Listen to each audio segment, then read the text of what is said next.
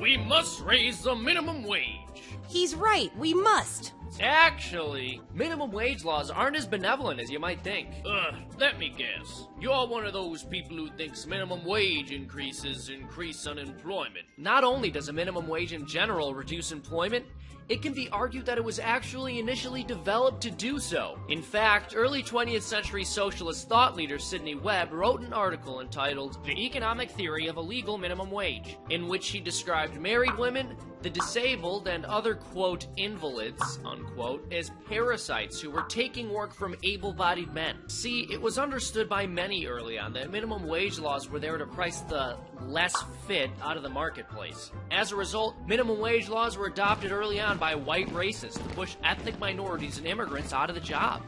A Harvard professor of that era referred approvingly to Australia's minimum wage law as a means to protect the white Australian standard of living from the invidious competition of the colored races, particularly the Chinese. Yep, and in the US, before federal minimum wage laws were instituted, black unemployment was actually slightly lower than white unemployment. But unfortunately, that trend reversed. Because whenever the price of a good or service is artificially increased, people buy or use less of that thing. This is why some places increase taxes on things like cigarettes and gasoline, because they want fewer people to buy them. Because if raising the price of gasoline means fewer people buy gas, and raising the price of cigarettes means fewer people buy cigarettes, then raising the price of labor means we've solved poverty and you're a neoliberal bigot for disagreeing with such a policy? I get what he's saying. Minimum wage laws don't always help the way we think they should. When you raise the cost of labor, fewer people will buy it, and low-skilled laborers never get the opportunity to improve their skills and living circumstances because no one will hire them.